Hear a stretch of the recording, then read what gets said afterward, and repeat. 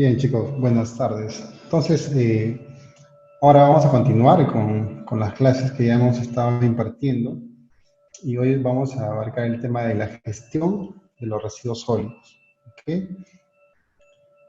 Vamos a abarcar la gestión de los residuos sólidos para comentarles primero que la Ley de Gestión Integral de Residuos Sólidos es bien extensa, es bien amplia y para poder manejar un adecuado conocimiento de esta norma, pues se requieren días más extensos, ¿no? Entonces, antes de iniciar, yo les quiero comentar que el desarrollo de esta clase se va a basar más o menos en cuatro lineamientos, ¿no? El primer lineamiento es conocer términos y definiciones y conceptos que se manejan en toda la gestión y la gestión de los residuos sólidos, ¿no? Y que también, obviamente, hay parte técnica que se extrae de la bibliografía y también está lo relacionado al marco normativo, que ahí también se encuentran parámetros técnicos, ¿no? El segundo lineamiento está relacionado a las funciones que tienen diversas entidades dentro de la gestión y el manejo de los residuos sólidos. Ahí llevamos al segundo punto. El tercer punto ya está relacionado a la gestión y manejo en sí, a nivel normativo, de los residuos sólidos del ámbito municipal. Y para finalizar, ya vamos a la gestión y manejo de los residuos sólidos no municipales. ¿Ok? Entonces, bajo esas cuatro líneas, vamos a desarrollar la presente clase. Es un poco extenso, la verdad, como les comento, pero vamos a tratar de hacerlo un poco más, lo más dinámico posible, ¿ok?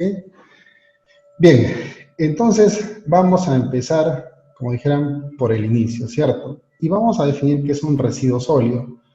Obviamente, de por sí, el hecho de ser sólido ya nos da una idea principal, ¿no? Pero el residuo sólido es cualquier objeto, material, sustancia o elemento resultante del consumo o uso de un bien o servicio, de cual el poseedor se desprenda o tenga la intención u obligación de desprenderse. Entonces, de acá nosotros podemos concluir que el residuo sólido en verdad adquiere esa característica de residuo de un punto de vista subjetivo. Porque puede ser que para mí, como empresa, yo tenga un producto, un subproducto, por así decirlo, pero ya no me sirve, ¿no? Pero puede haber y hay otras actividades que sacan provecho de ese residuo. Entonces, y acá va la diferencia, ¿no? ¿Qué es un residuo y qué es basura? El residuo sólido es aquel material que puede, que puede tener aún un valor económico, un valor energético, un valor material, diferentes tipos de valor, y que su gestión es de manera ordenada. Es por eso que hay todas unas herramientas de segregación y manejo de residuos sólidos para que se dé de manera ordenada. A diferencia de la basura, ¿no? La basura, un punto de vista es que es tanta la mezcla que tiene la diversidad de materiales que resulta prácticamente imposible, económicamente viable poder diferenciarlos todos para poder sacar provecho, ¿no?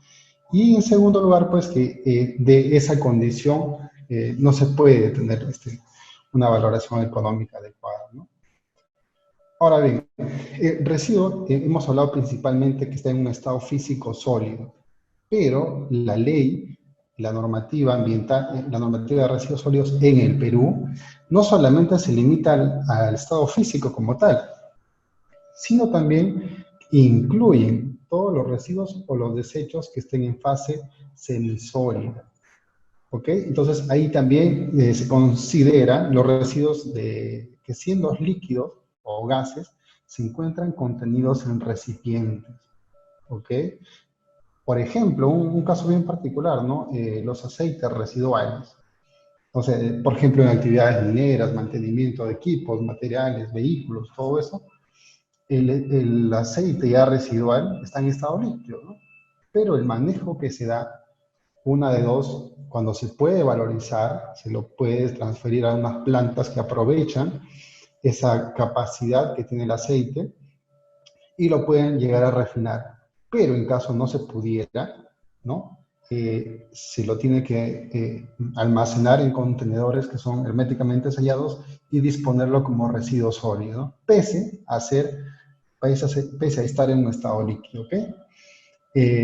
Y también de manera general la norma se amplía y lo que te comenta es que los líquidos o gases que por sus características físico-químicas no puedan ser ingresados a los sistemas de tratamiento de emisiones y de efluentes también son considerados residuos sólidos. Entonces, en general, los residuos sólidos son todos aquellos, excepto lo que venga del sistema de tratamiento de efluentes y del sistema de tratamiento de emisiones. Entonces, ese es el ámbito de objeto de los residuos sólidos. No solamente se limita al estado físico del sólido como tal. ¿Ok? Bien. ¿Y cuántos tipos de residuos sólidos tenemos? La ley 27314, la Ley General de Residuos Sólidos, anteriormente nos indicaba cuántos tipos de residuos teníamos. Si eran orgánicos, inorgánicos, aprovechables, reaprovechables. A nivel práctico, esa tipología se mantiene, pero la diferencia es que la nueva Ley de Gestión Integral de Residuos Sólidos lo que te dice es lo siguiente: solamente tenemos 4 tipos de residuos sólidos, ¿no? Residuos sólidos municipales, residuos sólidos no municipales, residuos sólidos peligrosos y los residuos sólidos no peligrosos. Y se ahorra tanto problema y te dicen 4. Pero para fines prácticos y para el manejo dentro de unas actividades productivas o dentro del desarrollo social de los distritos, por ejemplo, se tienen varios tipos de residuos, ¿no? Por ejemplo, se encuentran los aprovechables, en el cual se encuentra papel, vidrio, plástico y residuos similares. También tenemos los no aprovechables, los que ya no se pueden tener una valorización, por ejemplo, ¿no? Como el caso de los cerámicos que están rotos, por ejemplo, y su valoración es demasiado caro, ¿no? Por ejemplo, las colillas de cigarro o aquellos restos orgánicos residuales que están en contacto con, digamos, algún agente patológico que no puede ser aprovechado por el riesgo, ¿no? También tenemos los residuos orgánicos, que esos sí son los residuos que todos conocemos, restos de comida y alimentos, ¿no? Y también están los peligrosos, porque obviamente dentro del ámbito municipal también se generan peligrosos como pilas, baterías, materiales inyectables, punzocortantes, por ejemplo, derivados de algunos laboratorios, de algunos centros veterinarios, ¿no? Por ejemplo. Y en relación a la gestión de residuos sólidos no municipales ya, pues se divide en lo siguiente, ¿no? Papel y cartón, plásticos, metales, orgánicos, vidrio, peligrosos y no aprovechables, ¿ok? Entonces, eso básicamente es la tipología de los residuos sólidos. Ahora bien, dentro del peligroso y dentro de los no peligrosos, ¿cómo podemos saber? Yo trabajo en una actividad X, ¿y cómo puedo saber los residuos que yo tengo, si son peligrosos o no peligrosos? Obviamente, como una parte de inicio, está en las fichas de seguridad de los productos, que ahí te van a decir sus características de peligrosidad. Pero también la Ley de Gestión Integral y el reglamento en sí nos presenta un anexo 5, ¿no? El anexo 5 me habla de los residuos que son no peligrosos. Entonces, ahí podemos tener los residuos que no son peligrosos y en el anexo 4, me parece, o en el anexo 3, se encuentran los residuos sólidos peligrosos. Entonces, ahí nosotros podemos verificar si tenemos alguna duda. Tengo una borra, por ejemplo, almacenada con aceites residuales, voy a ver si es peligroso o no es peligroso. Y con eso nos podemos quitar un poco de la duda, ¿ok?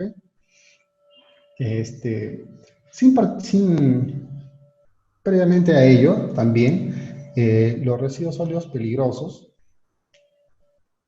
¿okay? Son aquellos que por sus características o el manejo al que son o van a ser sometidos representan un riesgo significativo para la salud o el ambiente, ¿no? Como les decía, ¿dónde se encuentran los residuos peligrosos? ¿Dónde los encontramos a nivel normativo? Se encuentran en el anexo 3 del reglamento de la Ley de Gestión Integral de Residuos Sólidos. Ahí podemos verificar cuáles son los residuos peligrosos. Y también nos dice que a manera general, aquellos residuos que presenten por lo menos estas características también se deben considerar como residuos peligrosos, ¿no? Como la característica, por ejemplo, de son explosivos, líquidos inflamables, son sólidos inflamables, sustancias susceptibles a combustión, sustancias que en contacto con el agua pueden emitir gases inflamables o aquellos residuos altamente oxidantes, ¿no? A ello también hay que añadirle, obviamente, los residuos tóxicos que por su carga bacteriológica o microbiana pueden generar daños al ambiente o a la salud de las personas. ¿Ok? Eso es como residuos peligrosos. Ahora bien, también la Ley de Gestión Integral agrega un término relativamente nuevo, que es el material de descarte, ¿no? Entonces, ¿qué es un material de descarte? El material de descarte es todo aquel resultante de los procesos de las actividades productivas de bienes y servicios, siempre que constituya un insumo directamente aprovechable, ya sea en la misma actividad de la empresa o en otras actividades productivas, ya sea la investigación y el desarrollo de nuevas tecnologías y nuevos materiales. Por ejemplo, en las vistas fotográficas, ¿qué es lo que tenemos?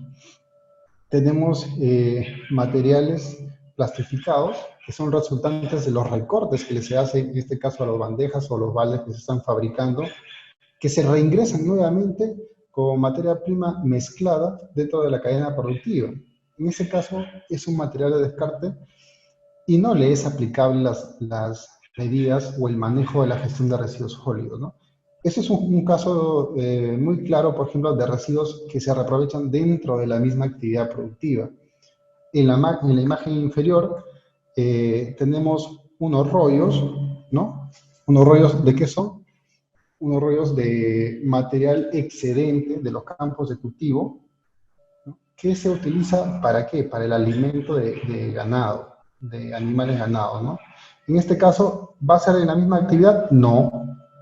El material follaje que se encuentra acá, va a salir de esa actividad y va a ir a otra actividad, que podría ser la crianza de animal vacuno, ¿no? Entonces, esta característica de ser directamente aprovechada, sin que por ello proceda algún tratamiento que modifique sus características físicas o químicas, ¿no? Es considerado un material de descarte. Y para para este material de descarte ya no le es aplicable todo el marco normativo de la Ley de Gestión Integral de Residuos Sólidos. ¿Okay? Entonces, ese es el otro término nuevo que se agrega, que es el material de descarte, ¿no? Bien, ahora, ¿cuándo es que este material de descarte se transforma ya en un residuo sólido? Cuando por cuestiones de tiempo o las características de almacenamiento temporal o otras características ya pierde su valor como tal, ¿no? Por ejemplo, los rollos que vemos ahí de follaje, si yo los dejo bastante tiempo al aire libre, se van a descomponer y van a empezar a fermentarse o a putrefactarse, ¿no? En ese caso ya perdemos esa característica de valor de alimento y ya pasaría a transformar en un residuo sólido, ahí recién, porque ya no se va a poder utilizar como consumo directo en otra actividad. Entonces, ese es otro término nuevo que es material de descarte. Bien, ahora sí, el tratamiento de residuos sólidos. ¿Qué entendemos por el tratamiento? ¿No?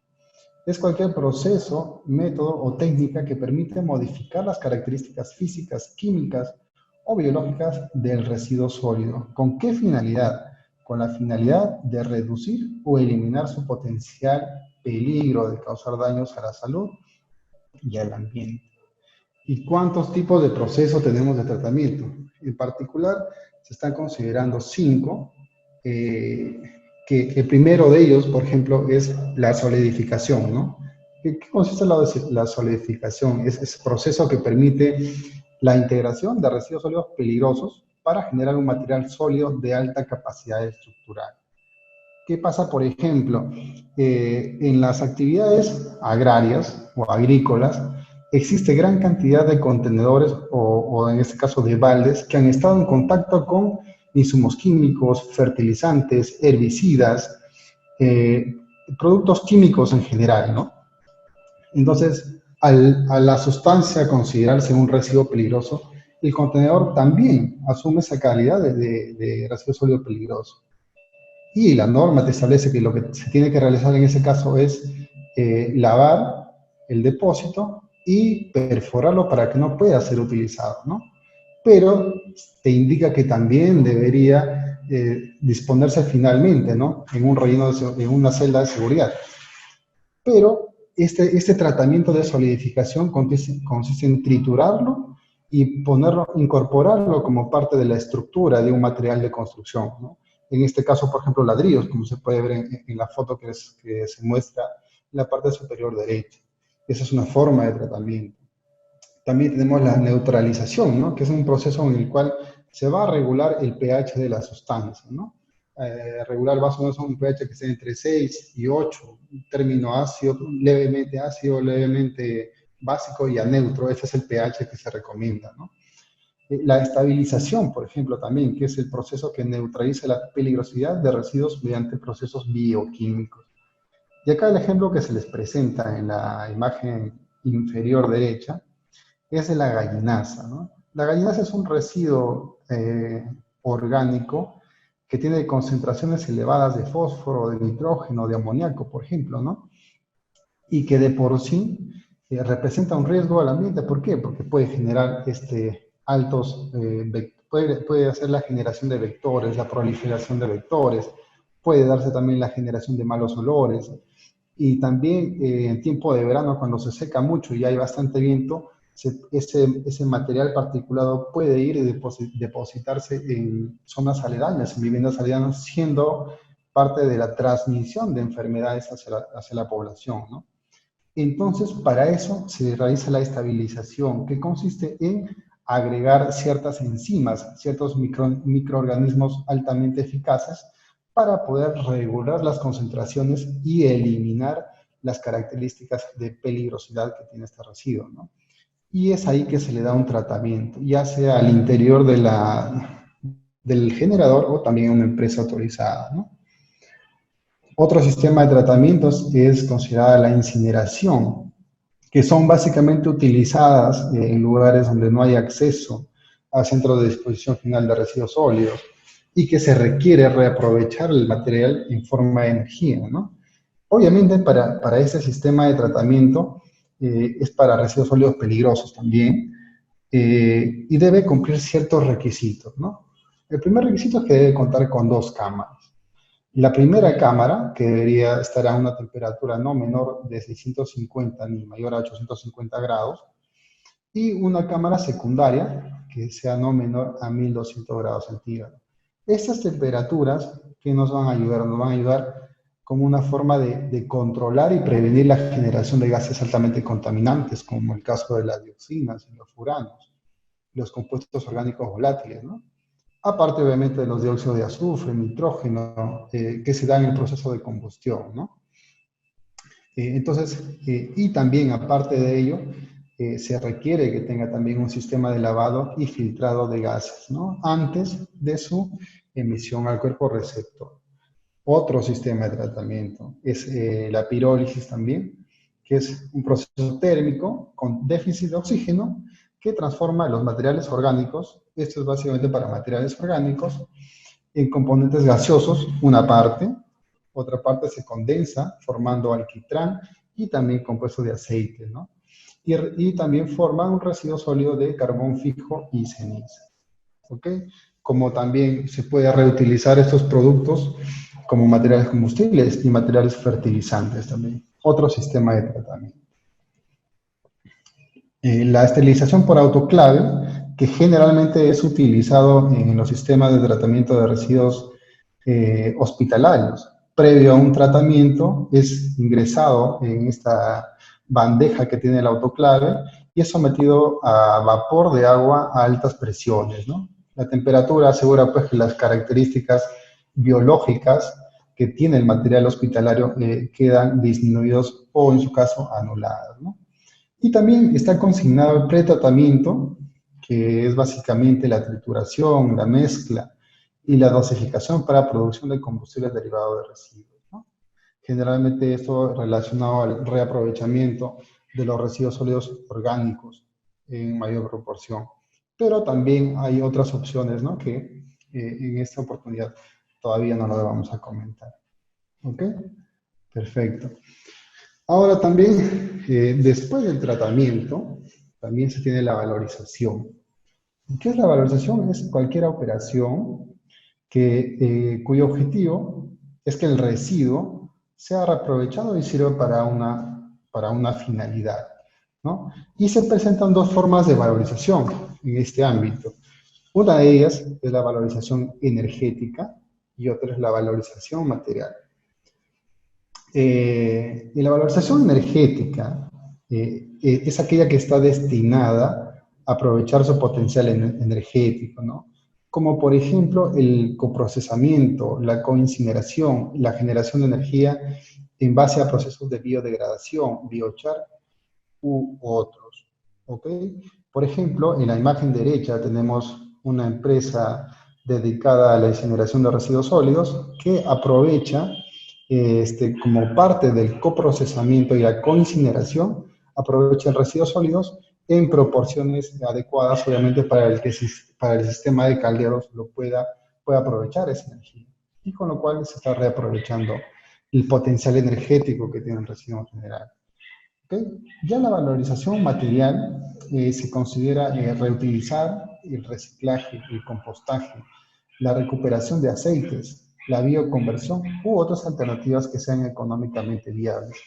En la segunda lámina, en la lámina del medio de la fotografía, se muestra el sistema de compostaje, ¿no? Que básicamente es una pila de residuos sólidos que son sometidos también a microorganismos altamente eficientes o también enzimas, ¿no? Que aceleran el metabolismo y la generación, la descomposición de la materia y obviamente la estabilización de los altos valores nutritivos que tienen los residuos sólidos orgánicos, ¿no? Ahora también en la realidad y en la práctica también se pueden presentar sistemas mixtos, ¿no? Que también aprovecha como valorización energética y como valorización material, que en este caso es el sistema de los biodigestores, ¿no? Que generalmente se emplea, por ejemplo, para los efluentes porcinos, ¿no? De crianza de cerdos a nivel intensivo. ¿Qué es lo que sucede con estos efluentes? Ingresan al sistema de biodigestor, obviamente tras haber pasado por un sistema de sedimentadores y rejillas gruesas y finas, pasa al sistema de biodigestor y en un procedimiento anaeróbico se generan tres productos, porque ya a estas alturas son productos, ¿no?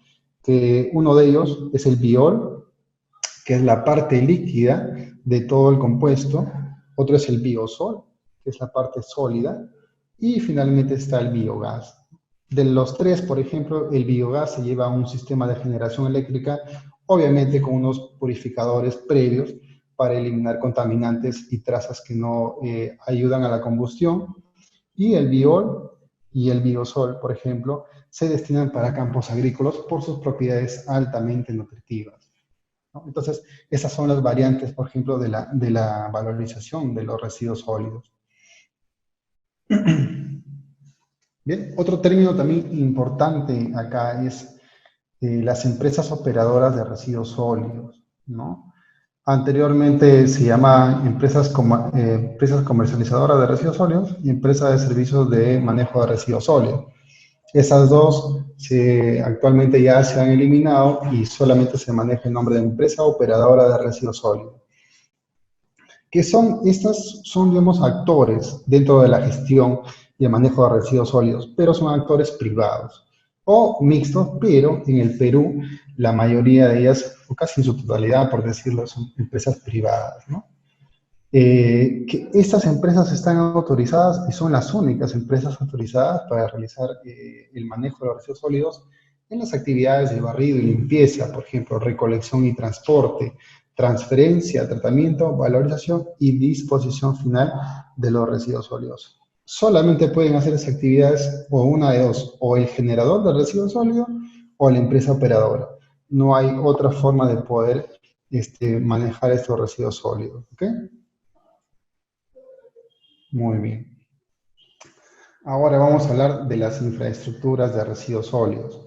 Y vamos a indicar o hacer una pequeña descripción de estas infraestructuras. Primero se tiene que el centro de acopio de residuos municipales. En el Perú generalmente esta figura no se da, los centros de acopios son llevados de una inadecuada manera, ¿no?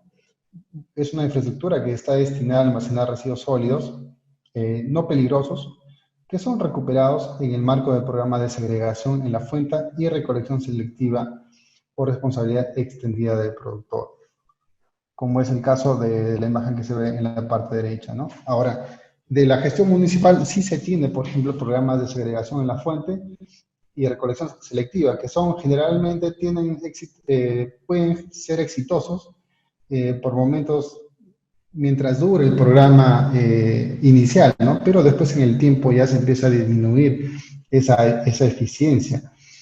Relacionado a la responsabilidad extendida del productor, sí, pues en el Perú hay muy poquísimos casos que se dan de responsabilidad extendida. Otra infraestructura es la planta de valorización, que es una infraestructura destinada a reaprovechar material o energéticamente los residuos sólidos previo tratamiento, ¿no? En esta infraestructura se pueden realizar las siguientes actividades o las siguientes operaciones. El residuo que ingresa debe ser acondicionado. Aquellos residuos orgánicos les debe aplicar una biodegradación, no solamente para residuos orgánicos, y destinándolo a diferentes usos, ¿no? El que generalmente se da en el Perú y en los residuos sólidos municipales es el desarrollo de compostaje, ¿no?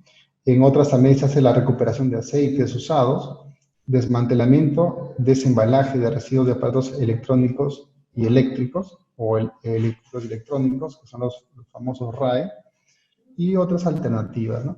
En el Perú, la gestión municipal, por ejemplo, de las plantas de valorización, están marcadas dentro de un programa de segregación en la fuente. Entonces, y también dentro de un programa de incentivos, del plan de incentivos. ¿Qué quiere decir esto? Que el Ministerio de Economía y Finanzas lo que hace, le dice a la municipalidad X, yo te voy a dar cierta cantidad de dinero si es que tú me cumples una meta, que es una meta de valorización de los residuos sólidos. Entonces, las municipalidades, ¿qué es lo que hacen? Apuntan al cumplimiento de la meta, y ese es un enfoque equivocado, porque el cumplimiento de la meta es temporal. Lo que se debería hacer es el cumplir a la valorización del residuo sólido en general. Entonces, ahí hay una gran debilidad por parte de la gestión municipal, que esperemos que se vaya mejorando en el transcurso de los años, ¿no? Ok, la planta de transferencia, por ejemplo, es una instalación básicamente de paso nada más, ¿no? ¿Cuál es la finalidad de esta infraestructura?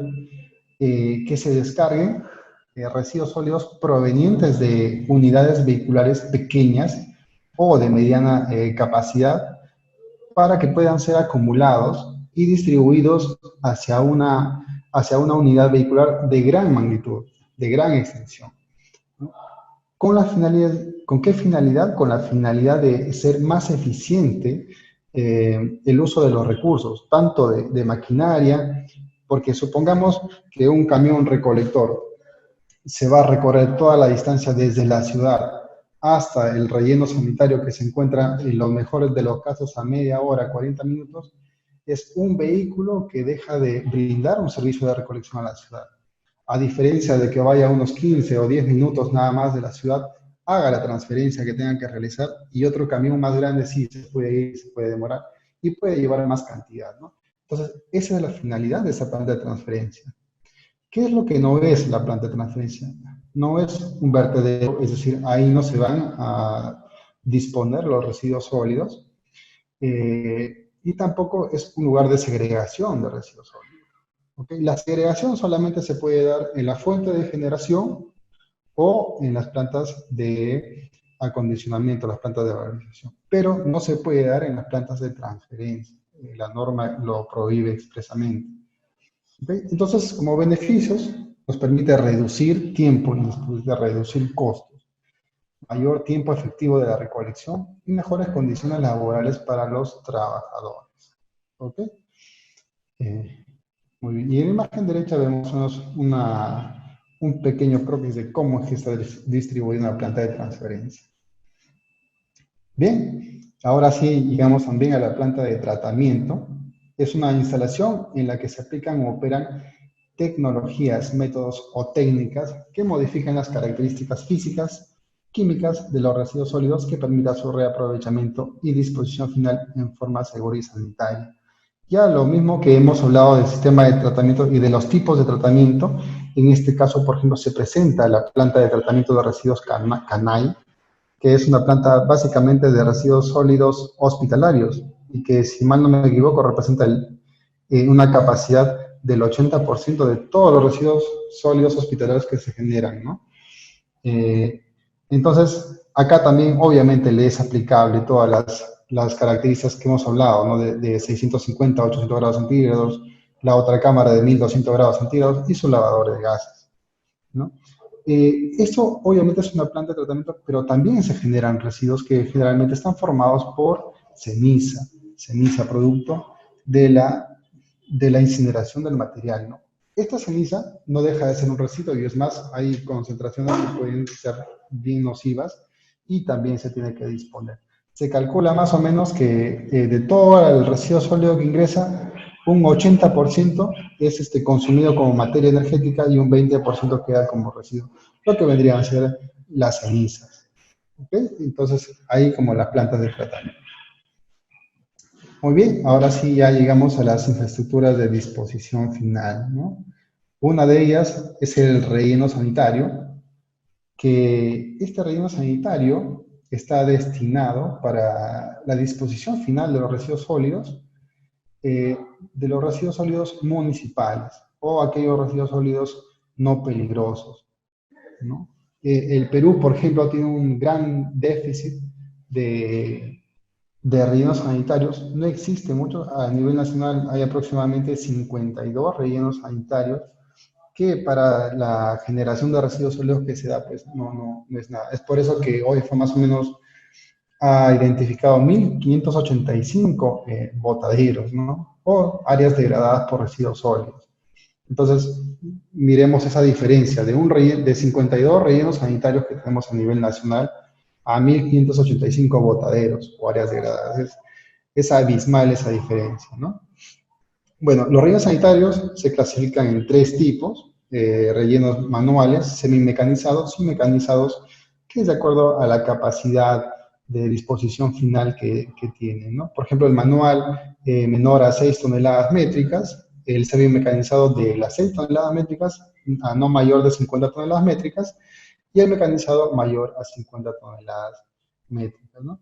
La estructura general de un relleno sanitario está conformado, pues, primero, estamos acá, ok. En la imagen a la derecha, por ejemplo, es una excavación, ¿no? Es un cuerpo que en un momento ha sido plano y se tiene que realizar una excavación, el mismo que debe estar impermeabilizado del suelo mediante un sistema de geomembranas, ¿no? Generalmente se pone la geomembrana, se pone el geotextil, otra capa de geomembrana encima, y asegura la impermeabilidad, ¿no? También debe tener un sistema de recolección de lixiviados, porque recordemos que los residuos sólidos orgánicos generan bastante lixiviados, y debe tener un sistema de recolección. Lo que se hace es esos lixiviados a los que tienen sistemas de tratamiento, se ingresa al sistema de tratamiento, y a los que no, pues se hace el proceso de recirculación, ¿no? Se agrega nuevamente el residuo sólido. También deben tener eh, sus chimeneas, que se conocen las chimeneas que están construidas de un tubo que está perforado con agujeros y que está recubierto por un sistema de piedras, ¿no? Que capta la generación o la transformación del residuo orgánico en metano y lo libera hacia afuera, y de ahí va hacia una antorcha, en la mayoría de los casos, o si no a un sistema de tratamiento de metano y purificación del metano para su aprovechamiento ya energético, que esa sería lo ideal, ¿no? Aprovechar el gas generado. ¿Ok? También tenemos como infraestructura de disposición final de residuos sólidos el relleno de seguridad. Hace poco habíamos hablado de el relleno sanitario, que estaba destinado para los residuos sólidos no peligrosos, municipales no peligrosos. Eh, Ahora, el relleno de seguridad es aquella instalación que está destinada para los residuos sólidos peligrosos, especialmente para los residuos sólidos peligrosos. Y en su construcción, pues, hay mayores factores que te otorgan una mayor seguridad, como por ejemplo puede ser de 2 a 3 capas de protección de impermeabilización por etapas, ¿no? También hay piezómetros o sistemas de vigilancia de la napa freática. Incluso pueden llegar a tener un laboratorio exclusivo de calidad de muestreo, ¿no? De seguimiento de los lixiviados, de la napa freática, de la calidad del suelo, entre otros, ¿no? Entonces, ese es un relleno de seguridad que nos va a brindar mayor protección. Obviamente, ¿por qué? Porque están almacenando los residuos sólidos peligrosos, ¿no? ¿Qué es lo que pasa tanto en el relleno sanitario, más en el relleno sanitario? Es como el Perú, del 100% de la generación de los residuos sólidos, aproximadamente de un 70 a un 80% son residuos que se pueden valorizar, que se puede reaprovechar energética o materialmente. Sin embargo, en nuestra cultura de manejo de residuos sólidos no llegamos a ese porcentaje, ¿no? Y es por eso que los residuos que generamos se disponen casi sin ningún tipo de segregación de residuos sólidos, y todo eso va a disponerse en los rellenos sanitarios. Y lo que hace es acortar la vida útil del relleno sanitario. Entonces, supongamos que yo tengo un relleno sanitario para 50 años, obviamente trabajando con el 20%, que es el residuo que debería disponerse finalmente, pero sin embargo, no, yo le pongo un 80%, un 70% de residuo. Obviamente, la vida útil de ese relleno sanitario de los que son 50 se va a cortar de repente a 15, 14 años, ¿no? Entonces, en ese sentido, ahí también, como Estado peruano, tenemos todavía una debilidad. Y finalmente, como disposición final, encontramos a las escombreras, que están destinadas básicamente para los residuos sólidos de la construcción y demolición, ¿no? Obviamente, el residuo sólido de la construcción y demolición no se recomienda que vaya a un relleno sanitario, también por lo mismo, pese a ser un residuo no peligroso, también por lo mismo porque su volumen es bien alto, ¿no? Bien alto, y va a cortar mucho la vida útil de estos sistemas de almacenamiento o de disposición final de residuos sólidos. En este caso, generalmente las escombreras van a lugares donde hay bastante desniveles, ¿no? Y sirven como un soporte para poder nivelar el piso, pero obviamente tienen que estar con todas las medidas ambiental y de salud adecuadas. Bien, dando ya como parte introductoria algunos temas de conceptos del manejo de residuos sólidos. Ahora ya vamos a entrar en la Ley de Gestión Integral de los Residuos Sólidos, ¿no? Es la 1278. Y con su reglamento también, que es el Decreto Supremo 014. ¿Ok? Esta norma ha sido promulgada en el año 2016, en diciembre, y es una norma con rango de ley que regula la gestión y el manejo de los residuos sólidos en el Perú. Su objetivo es la eficiencia en el uso de los materiales y asegurar una gestión y manejo de los residuos sólidos económica, sanitaria y ambientalmente adecuada. Como primera finalidad, tiene la prevención o la minimización de la generación de los residuos sólidos. Nosotros como generadores, también las empresas privadas, el primer enfoque que le debe dar es evitar de generar la mayor posible de los residuos sólidos, ¿no? Y también esta norma impulsa bastante y prioriza la valorización del residuo frente a la disposición final del mismo.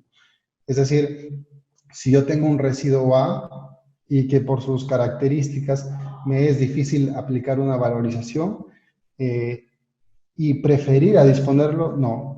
Esta norma te impulsa y te da todo un sistema de gestión para que tú priorices primero la valorización del residuo antes de su disposición final. ¿Ok? Eso es como principios. ¿Okay? Ahora ya en el tema de principios. Y, por ejemplo, ¿no? con la anterior norma, con la 27314, la 27314 fue promulgada en el año 2000. ¿no? En el año 2000. Ya pues al 2016 que fue aprobada esta norma han pasado 16 años. Hay que recordar también que la 27314 sentó las primeras bases de la gestión de los residuos sólidos en el Perú, ¿no? Entonces, fue una buena norma en su momento, claro que sí, pero ahora también el sistema y la forma de cómo ver la economía circular en particular ha hecho que varias cosas se modifiquen y es por eso que esta ley de gestión integral de residuos sólidos ataca esos principales problemas, ¿no?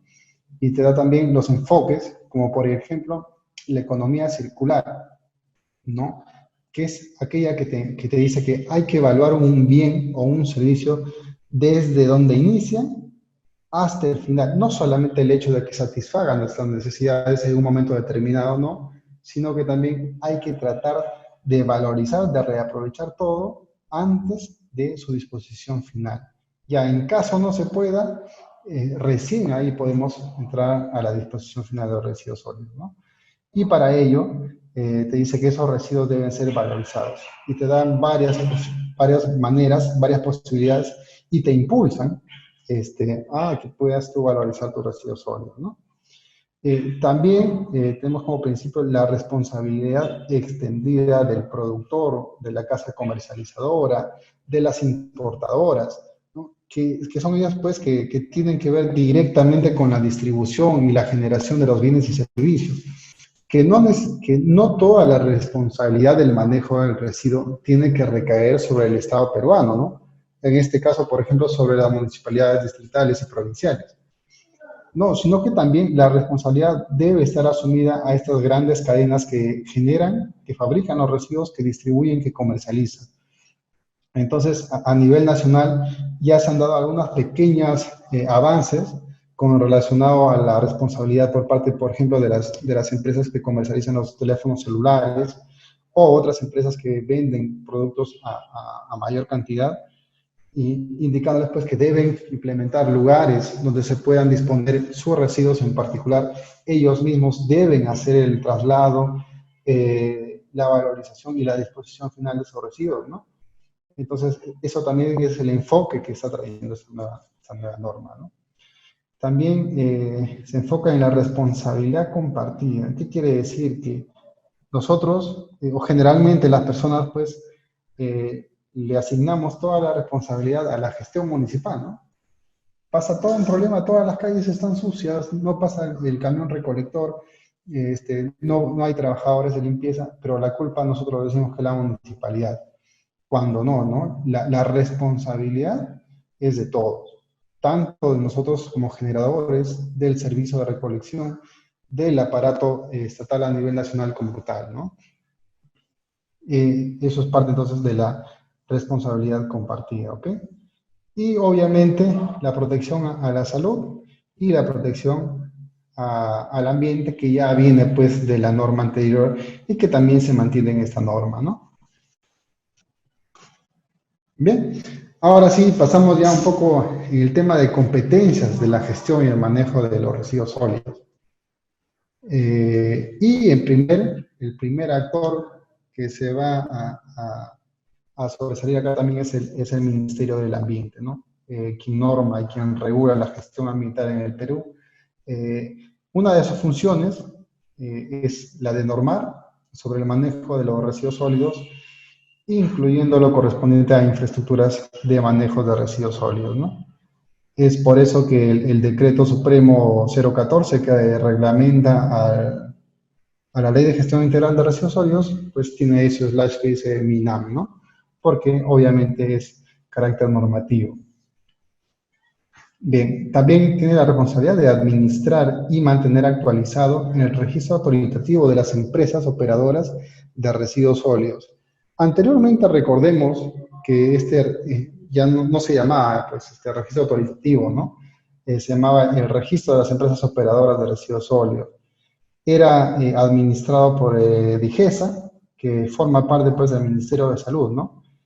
Pero ha habido toda una transferencia de funciones de acuerdo a un cronograma ya establecido, en el que muchas de las funciones del Ministerio de Salud han ido a pasar a OEFA, han ido a pasar al Ministerio del Ambiente, y otras entidades también, ¿no? Entonces, ahora quien administra y mantiene este registro autoritativo es el Ministerio del Ambiente. ¿Okay? También coordina con las autoridades competentes y gestiona medidas de prevención y remediación de áreas degradadas por residuos sólidos. Ustedes habrán visto en algún momento la campaña Perú Limpio, quien impulsa con bastante fuerza es el Ministerio del Ambiente, justamente, ¿no?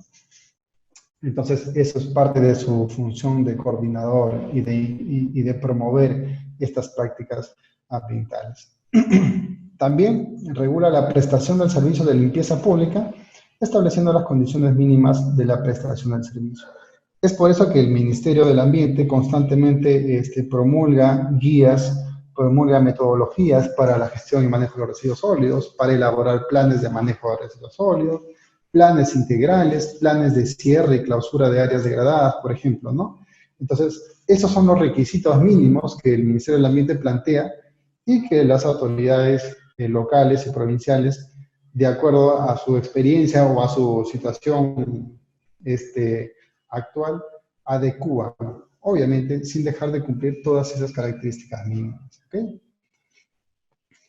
Ahora entramos con OEFA. ¿Cuáles son las funciones de OEFA? Supervisar, fiscalizar y sancionar el manejo de los residuos sólidos que realicen los titulares de la infraestructura. Hace rato habíamos hablado de todas las infraestructuras que tenemos y habíamos desarrollado el centro de acopio de residuos, la planta de valorización, la planta de transferencia, la planta de tratamiento y las infraestructuras de disposición final, ¿no? Relleno sanitario, las celdas de seguridad y las escombreras. Todas esas infraestructuras son supervisadas por OEFA, ya sea de administración pública, en el caso de las municipalidades provinciales o las municipalidades distritales, o sean empresas privadas, en este caso sean empresas operadoras de residuos sólidos, ¿no? Y obviamente la gestión privada siempre va a ser mucho más eficiente que la gestión pública. Pero nuevamente surge OEFA para supervisar y también le da la responsabilidad administrativa a la gestión pública de que puedan ser pasibles de una sanción, ¿no? Obviamente como empresas privadas, las empresas operadoras se desarrollan en un nivel de competitividad que si les puedes otorgar una sanción pues bajan sus puntos, ¿no? Pero en la gestión pública muchas veces hay bastante dejadez de los colaboradores públicos y también hay bastantes deficiencias de la asignación y de la distribución presupuestaria, ¿no? Que una multa más, una sanción más, pues puede ser frágil, ¿no? Entonces, esta relación autoridades supervisora-Estado, en caso de las municipalidades, todavía hay que evaluarlo, todavía no se desarrolla sólidamente en el producto, ahí está todavía débil, ¿no? A diferencia, pues, con las empresas privadas. Bien, también supervisa, fiscaliza y sanciona los aspectos relacionados a los instrumentos de gestión ambiental para las operaciones de recuperación y reconversión de áreas degradadas por residuos sólidos. Por ejemplo, hemos hablado acerca de los botaderos, ¿no?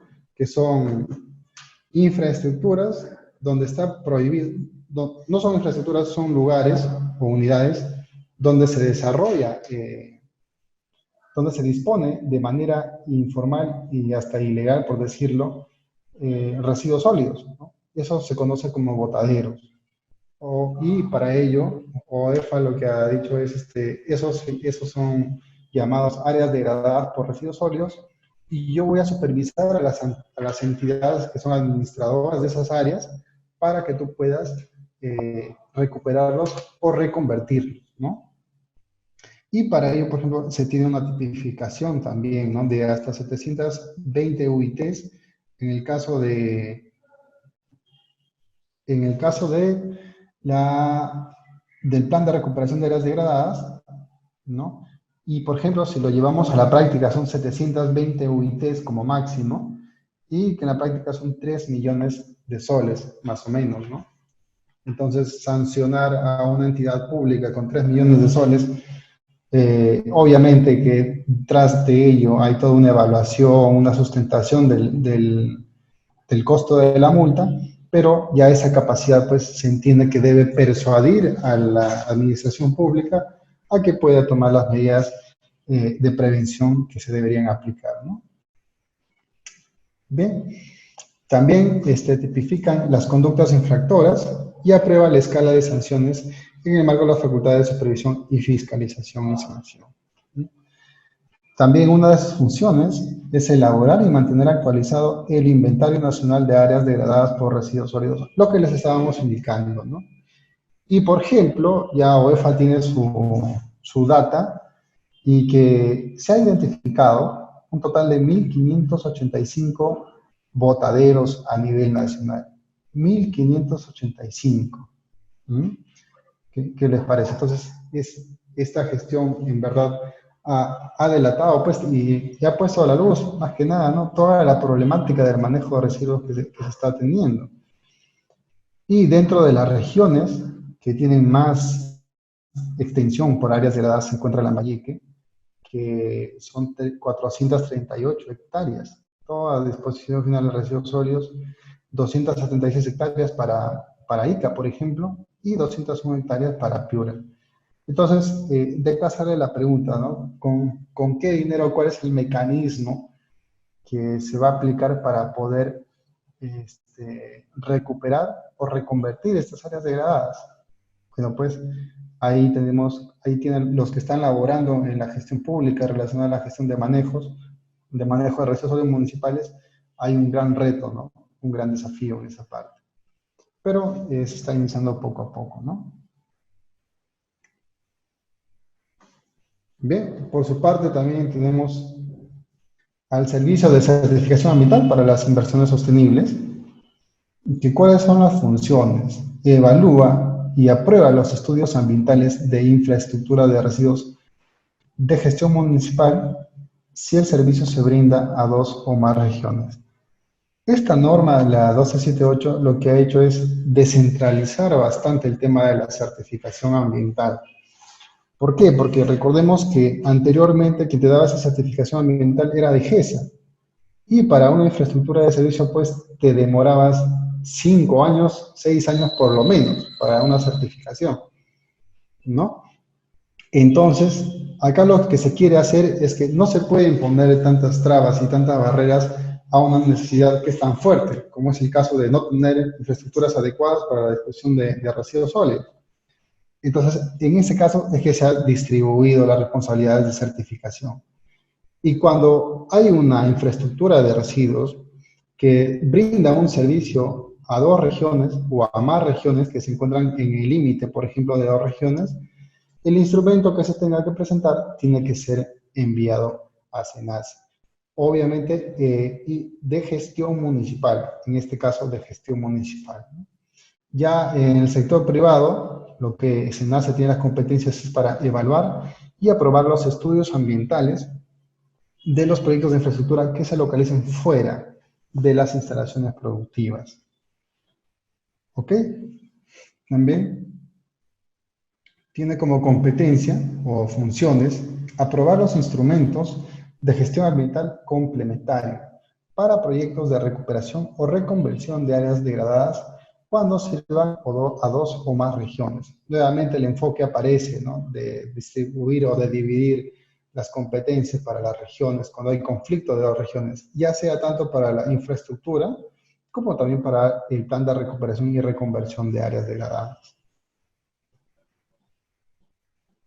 Ahora sí, no sé si ha sido el más beneficiado o el más perjudicado con esta ley ha sido el Ministerio de Salud, que ya ha dejado bastantes competencias relacionadas a la gestión y manejo de los residuos sólidos, y ahora básicamente se limita nada más a normar el manejo de los residuos sólidos de establecimientos de salud y servicios médicos de apoyo, que obviamente ya tienen su reglamento de manejo de residuos sólidos, y también como los generados en las campañas sanitarias, ¿no?, y también supervisar y fiscalizar la gestión de los residuos sólidos en los establecimientos de salud y servicios médicos de apoyo a nivel nacional, ¿no? Los establecimientos de salud, ya sean obviamente públicos o privados, y también los servicios médicos de apoyo a través de las direcciones regionales de salud, de las DIRESAS, ¿no?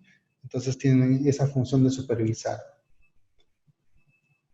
Por su parte, el Ministerio de Transportes y Comunicaciones es el que norma, evalúa, autoriza, supervisa y fiscaliza el uso de las vías nacionales para este fin, ¿no? Ojo, solamente vías nacionales, porque recordemos que también tenemos vías regionales, vías provinciales, ¿no? Entonces se limitan a las vías nacionales porque las provinciales y las regionales y las distritales también tienen su autoridad competente.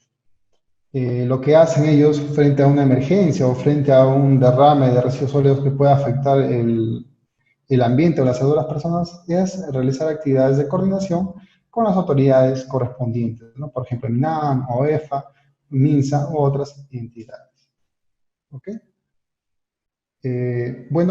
Antes de seguir, Noel, no sé si tocamos un receso.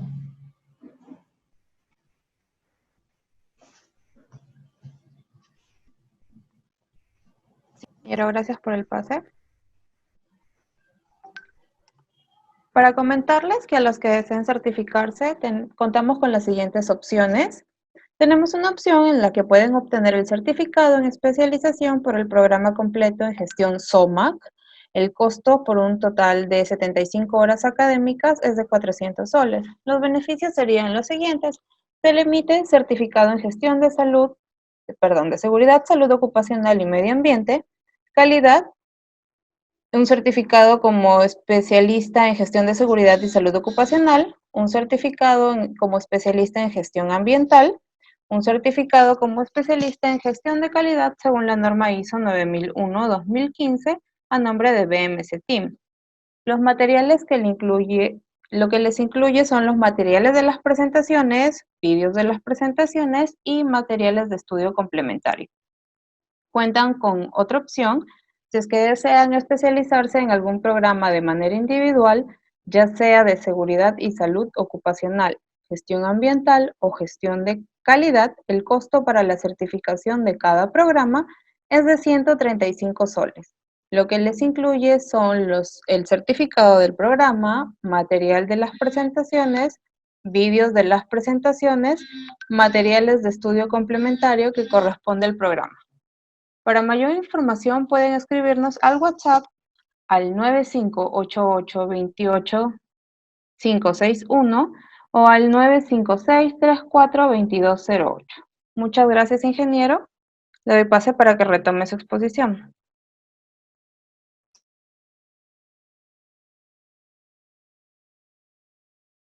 Ok, gracias.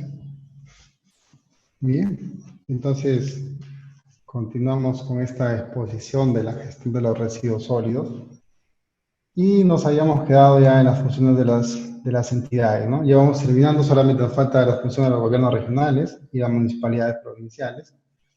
Bien, los gobiernos regionales tienen la función de elaborar y poner en marcha programas de inversión para la implementación de infraestructura de residuos sólidos, ¿no? En el ámbito de la jurisdicción. Y también pueden transferir terrenos necesarios para la ubicación de infraestructura de residuos sólidos.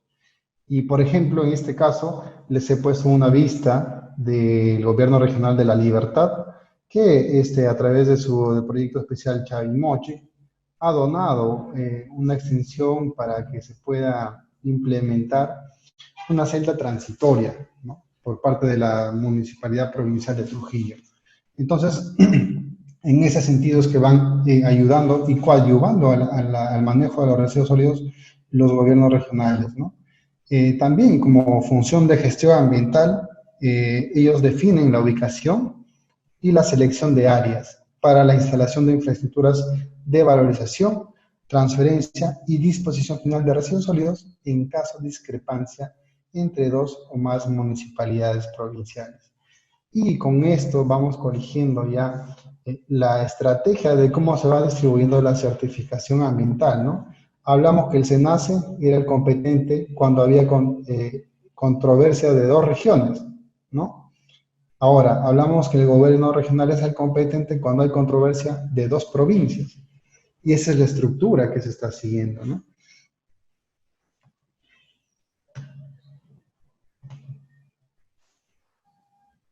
Por ejemplo, acá, ¿no? Entonces, así también como las funciones que tenía para la selección de áreas de las infraestructuras de valorización de residuos municipales.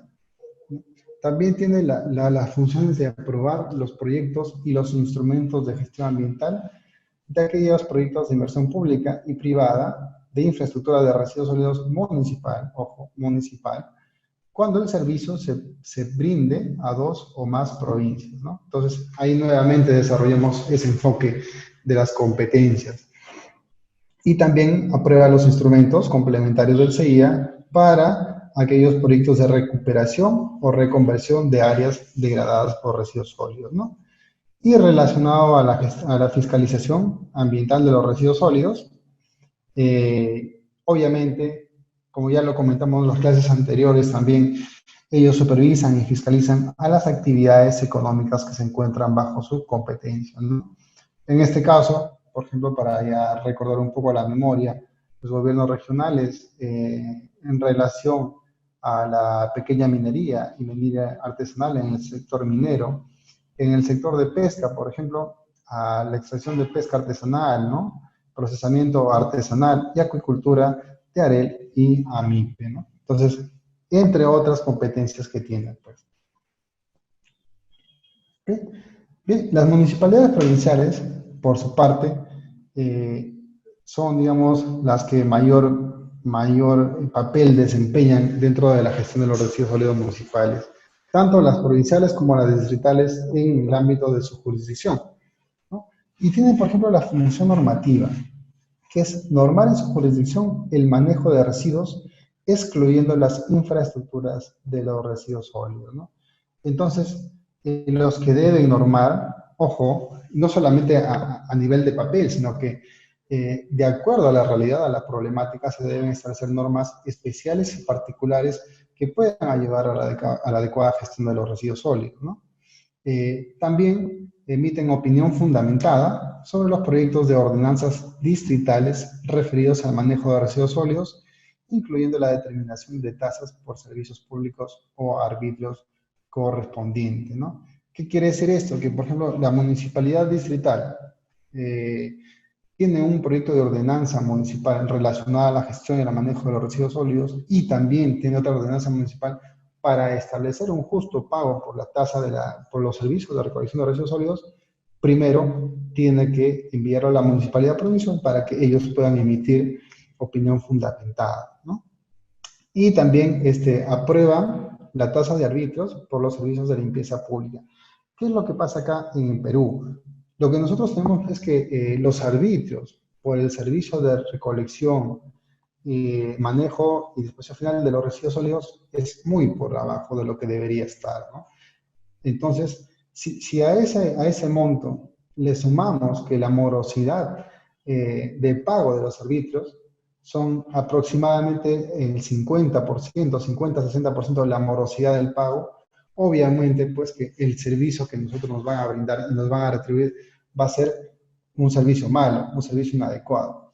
Entonces, ¿qué nos queda? Pues, ¿qué queda a la municipalidad?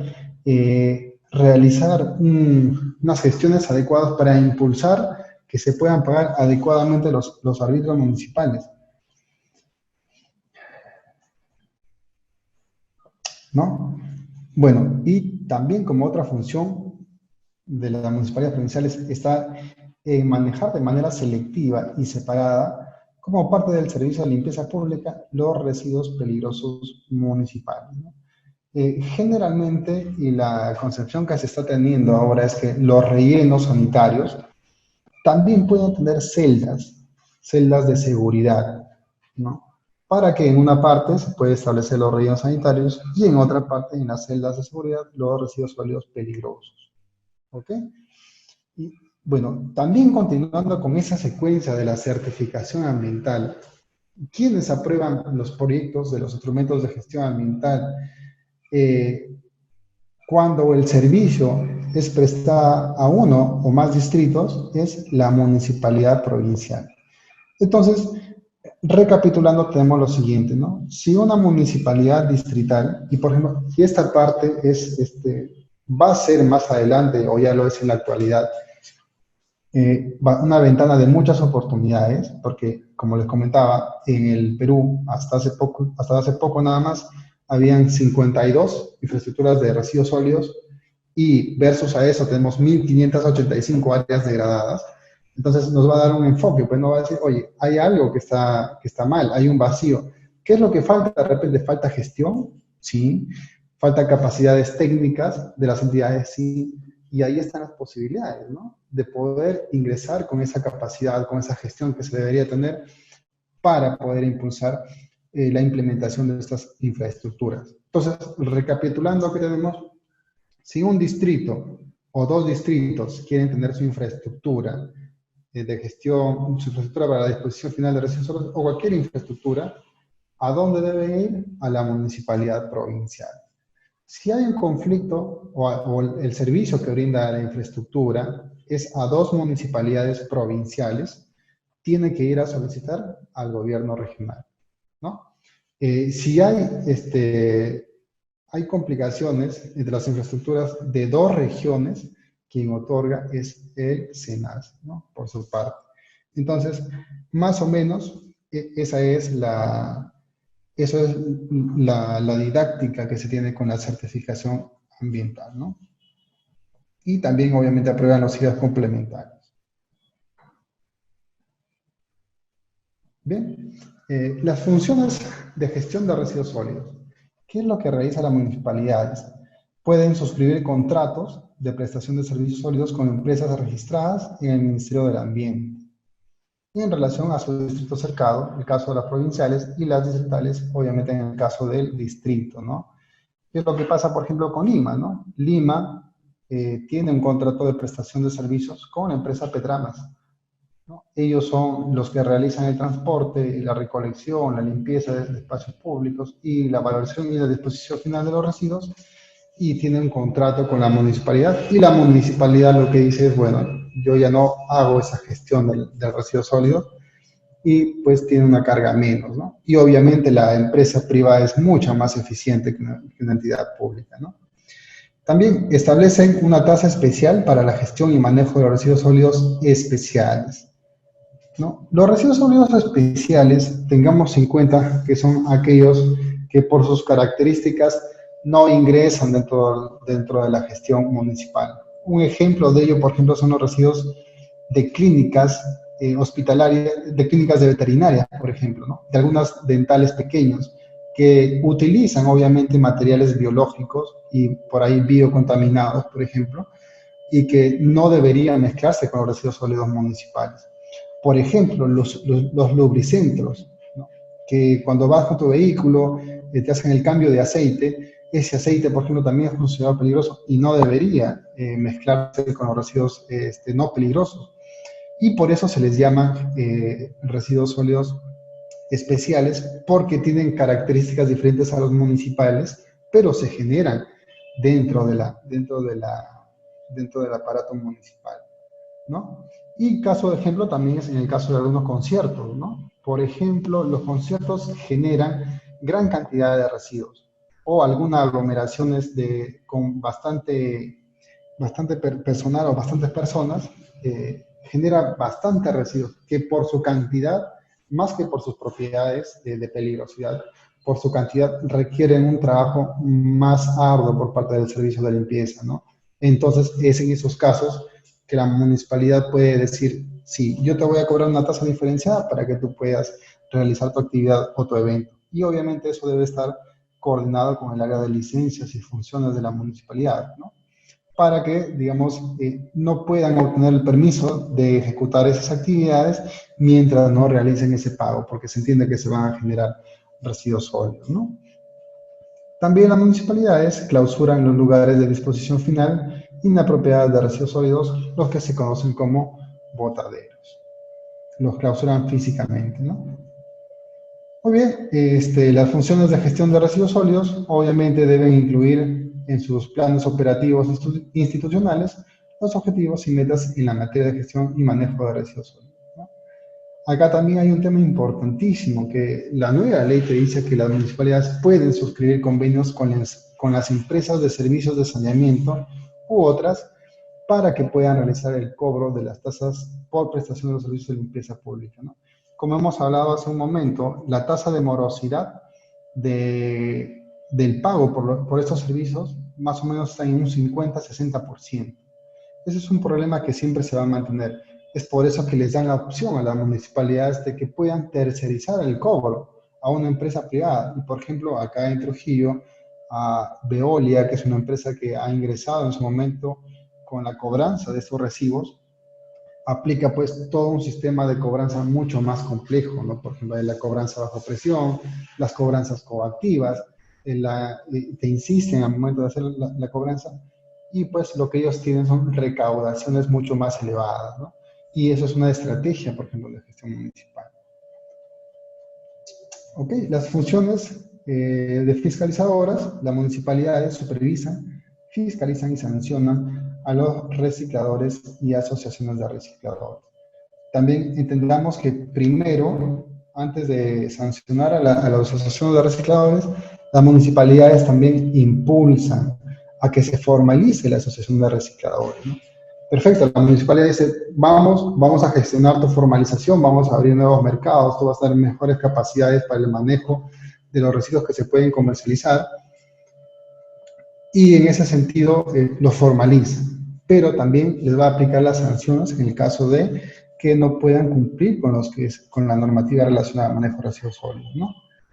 También realizan labores de fiscalización de las operaciones o procesos a cargo de las empresas operadoras de residuos sólidos. Por ejemplo, Lima, Petramas brinda el servicio de recolección, transporte y disposición final de los residuos sólidos municipales. La municipalidad, por ejemplo, estaría en las competencias de supervisar que ese servicio de recolección se dé en las mejores con las mejores prácticas para cumplir con el manejo de residuos sólidos. Y frente al incumplimiento, la municipalidad puede aplicar sanciones a esta empresa privada. Y es ahí donde se consolida el seguimiento y la fiscalización de estos residuos sólidos, ¿no? También las municipalidades provinciales, en el caso de las distritales particularmente, ejecutan programas para la progresiva formalización de las personas operadores y demás entidades que intervienen en el manejo de residuos sólidos, ¿no? Por ejemplo, los recicladores, las municipalidades son aquellas que fomentan e impulsan la formalización de estos recicladores como parte de incluir a esas personas que por mucho tiempo han sido excluidas, porque en honor a la verdad, pues, esta labor que realizan de la segregación y la valorización de los residuos sólidos en general es mal vista, pero pues la función de la municipalidad es impulsar a ellos que se formalicen y crezcan como actividad productiva, ¿no? Y también las distritales establecen una tasa especial para la gestión y manejo de los residuos sólidos especiales, como les estaba comentando, de esos residuos especiales que como tienen un origen diferente y como sus propiedades, ya sea de peligrosidad o de cantidad, son diferentes a los residuos municipales, pues la municipalidad está en toda la potestad de cobrar tasas o montos adicionales o diferenciados en relación a los residuos sólidos municipales, ¿no? Ok, también las distritales deben desarrollar en las instalaciones autorizadas el tratamiento de los residuos sólidos, como también las empresas privadas, deben manejar los residuos peligrosos municipales de manera selectiva y separada, como parte del servicio de limpieza pública, y deben valorizar prioritariamente los residuos orgánicos provenientes del mantenimiento de las áreas verdes y de los mercados municipales. En la foto de la derecha, en la foto inferior, por ejemplo, son las áreas próximas a un mercado bien conocido que se tiene acá en La Libertad, ¿no? Que es el mercado de Hermelinda. Se generan enormes cantidades de residuos sólidos orgánicos que tienen una gran capacidad energética, de valorización material y energética, y todos los días lo disponen a ambos lados de la vía que pasa por ahí, ¿no? Y pues la municipalidad hasta la fecha no implementa una estrategia o un mecanismo de cómo valorizar esos residuos sólidos. Entonces ahí hay bastante trabajo pendiente por hacer, que es función de la municipalidad, en este caso la provincial de Trujillo, en el cercado del distrito, ¿no? Bien, las municipalidades también tienen la función fiscalizadora, que es supervisar y fiscalizar a los generadores del ámbito de su competencia por el incumplimiento de la norma de residuos, ¿no? Y a la derecha ustedes ven, por ejemplo, que la Municipalidad de San Martín de Porres ha creado una ordenanza y que dice que por arrojar residuos sólidos en la vía pública se les aplica una sanción de 962.50 soles, ¿no? Ahora, está la multa, pero el problema es cómo es que se le aplica de una manera eficiente al infractor. Eso es bien difícil y bien complicado, ¿no? Bueno, también tiene las funciones de supervisar, fiscalizar y sancionar a los recicladores y a las asociaciones de recicladores ya formalizados, ¿no? Bien, ok. Cuando iniciamos, dimos un marco general de qué se consideran residuos sólidos, ¿no? Hablamos que también se extienden a los residuos líquidos que están contenidos en un recipiente sólido y a todos aquellos que no forman parte de un sistema de tratamiento de fluentes o de un sistema de tratamiento de emisiones. Para todo ello aplica la Ley de Gestión Integral de Residuos Sólidos, pero también tienen sus exclusiones, ¿no? Y son puntuales. Primero son los residuos radioactivos, ¿no? Por fortuna, Perú no tiene plantas nucleares, pero sí tiene una planta de prueba que está a cargo del Instituto Peruano de Energía Nuclear. Y la gestión de esos residuos sólidos es competencia netamente del IPE, ¿no? Que es el Instituto Peruano de Energía Nuclear. Los otros tipos de residuos para que no son aplicables la norma son a los residuos propios de actividades militares para la seguridad y defensa de la nación, ¿no? Como ven, por ejemplo, en la imagen derecha, aquellos residuos provenientes pues, del material arsenal que tienen las fuerzas militares, ¿no? Eso está a cargo del Ministerio de Defensa. Y también, como les comentaba, las aguas residuales y los residuos líquidos que se incorporen al manejo de las mismas y también las emisiones de gases y material particulado, ¿no? Esas no están dentro de esta competencia. Ahora bien, relacionado a los instrumentos de gestión ambiental de las infraestructuras de residuos sólidos, los titulares de aquellos proyectos que están comprendidos dentro del CIA, del Sistema de Evaluación de Impacto Ambiental, y sean de competencia del gobierno regional o de las municipalidades provinciales, deben presentar sus instrumentos de gestión de acuerdo a la categoría que se establece en la clasificación anticipada, ¿no? ¿Qué quiere decir la clasificación anticipada? Quiere decir que si yo muestro, si mi proyecto tiene características comunes a las que se describen en este cuadro, yo ya puedo solicitar mi clasificación anticipada y saber qué instrumento de gestión ambiental me corresponde. Por ejemplo, tomemos como ejemplo las infraestructuras de disposición final de residuos sólidos municipales, ¿no? Si yo tengo, por ejemplo, una capacidad de operación que está entre 20 toneladas y 400 toneladas de residuos sólidos, y esta está ubicada en una distancia no menor de 1 kilómetro de la población, o áreas donde se desarrollan actividades económicas, ¿no? Y que dentro de sus actividades cuenten que por lo menos con distancias de aeropuerto de 4 a 13 kilómetros, la fuente superficial no mayor a 800 metros y menor a 1000 metros, y áreas con fallas geológicas a una distancia no mayor de 100 metros, le corresponderá pues un estudio de impacto ambiental semidetallado, ¿no? Entonces, esta es la clasificación anticipada que también ha ingresado a la nueva norma, ¿no? Los titulares de proyectos de inversión de infraestructura de residuos sólidos que no se encuentren considerados dentro de la clasificación anticipada deben solicitar la clasificación de su proyecto a través de la presentación de una evaluación ambiental preliminar, ¿no? Son aquellos casos específicos que ya no están dentro de este anexo de la clasificación anticipada. Bien, la gestión integral de los residuos sólidos municipales también nos habla de la segregación, ¿no? Obviamente, la segregación es la actividad de separar y de diferenciar los residuos sólidos de acuerdo a sus características físicas, a sus características químicas y biológicas, con el objeto de garantizar o por lo menos proporcionar mejores condiciones para su valorización y para su disposición final. Para la segregación de residuos sólidos, la norma te establece, la norma técnica peruana 900-058 en su versión del año 2019, te dice que para los residuos municipales solamente van a haber 4 tipos de contenedores, ¿no? Los aprovechables, los no aprovechables, los orgánicos y los peligrosos. Así se debería realizar la gestión de residuos sólidos, a diferencia de la 27314, que te decía que igual los colores, los códigos de colores deben ser iguales para los generadores municipales como no municipales, cosa que no se aplica a la realidad, ¿no? La actividad solo está permitida en la fuente. La actividad de segregación solamente está en la fuente de generación, en los centros de acopio de residuos sólidos y en las plantas de valorización de residuos sólidos municipales y no municipales. No están permitidas en las infraestructuras de transferencia, ni tampoco en las infraestructuras de disposición final de residuos sólidos. ¿Ok? Y también las municipalidades deben regular el proceso de segregación de residuos sólidos municipales en la fuente de su jurisdicción. ¿Ok? El almacenamiento de los residuos municipales también debe ser efectuado por el generador de residuos sólidos y debe diferenciar los peligrosos de los no peligrosos, ¿no?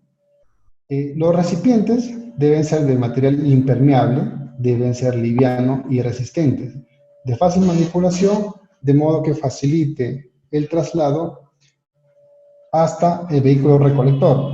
Los recipientes de preferencia deben ser retornables y de fácil limpieza, ¿no? A fin de reducir su impacto negativo sobre el ambiente y la salud humana. Entonces, lo que se quiere acá es tener dispositivos ligeros, de fácil manipulación, pero que a la vez sean seguros para evitar cualquier fuga, ¿no? Y que sean de fácil manipulación, más que todo para el que brinda el servicio de recolección de los residuos sólidos. Bien, el servicio de limpieza pública, las municipalidades en particular son responsables de brindar el servicio de limpieza pública, que está compuesta por el barrido, la limpieza, el almacenamiento de espacios públicos, la recolección, el transporte, la transferencia, la valoración y la disposición final. Pero también se pueden tercerizar a través de empresas operadoras, ¿no?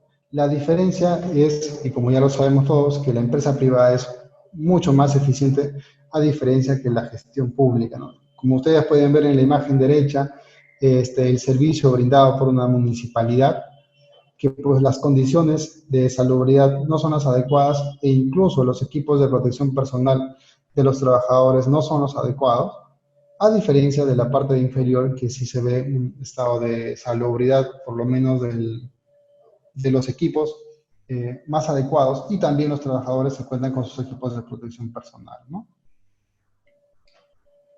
Ok, también igual para la recolección y transporte lo pueden hacer de manera directa o también pueden tercerizar con empresas operadoras de residuos sólidos, y para ello hay 2 tipos de vehículos, los vehículos convencionales y los no convencionales, ¿no?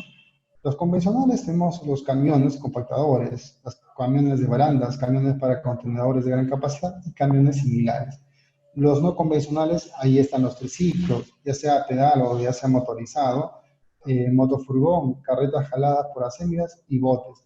Hay que recordar pues que la gestión de los residuos sólidos va a depender también mucho de la ubicación y de la geografía de donde se desempeñe, ¿no? Entonces hay lugares que son de difícil acceso que pues un camión no puede llegar. Es por ello que existen los vehículos no convencionales. Okay. La recolección y el transporte de los residuos sólidos municipales, ¿no? La frecuencia mínima debe ser por lo menos 3 veces por semana. El horario de la recolección debe ser compartido con la población a fines de que puedan sacar sus residuos sólidos en el horario establecido. Es por ello que se debe invertir en campañas grandes y fuertes para que llegue el alcance a toda la ciudadanía, que en tales horarios se va a ir por esa dirección, ¿no? La municipalidad garantiza y cubre el servicio cuando el generador, valga la redundancia, genera 150 litros diarios, ¿no? ¿Qué pasa? Si es que superan esos 150 litros diarios hasta llegar a los 500 litros, es potestad de la municipalidad decir al generador, yo te voy a recoger tus residuos sólidos, pero te voy a realizar un cobro diferenciado, te voy a cobrar una tasa mayor. O también está en la potestad de decirle, yo no quiero recoger tus residuos sólidos, y contrata a una empresa operadora. Ya si la cantidad son mayor a 500 litros, ya le corresponde al generador contratar a una empresa operadora de residuos sólidos, ¿no? Esto es para brindar el servicio de limpieza pública a los puntos que no merecen mucha gestión de volumen y puedan tener una mayor cobertura con una salida de una unidad, ¿no? Bien, y también la gestión integral de los residuos municipales, también hablamos acerca de valorización, ¿no? Que lo pueden hacer de manera directa o lo pueden hacer mediante una empresa operadora y que las municipalidades también pueden implementar plantas de valorización, ¿no? También se puede hacer en las zonas de transferencia, como les comentaba, ya sea de administración propia por una empresa operadora, y que en esas infraestructuras está prohibido el transbordo de residuos sólidos en sitios diferentes a las plantas de tratamiento, ¿no? Muy bien, entonces estas municipalidades tienen que evaluar en dónde el lugar y la capacidad de las infraestructuras de transferencia con la finalidad de optimizar los recursos que se puedan utilizar en combustible, en maquinarias, en personal. Todas esas consideraciones se tienen que dar al momento de poder implementar una infraestructura de transferencia, ¿no? Y también la disposición final de los residuos municipales, que también pueden ser realizados por ellos mismos o por una empresa operadora, ¿no? ¿Okay? Y también para los residuos sólidos municipales de actividades de construcción y demolición, también se deben contar con escombreras o con celdas diferenciadas donde se pueda asegurar su disposición final, ¿no?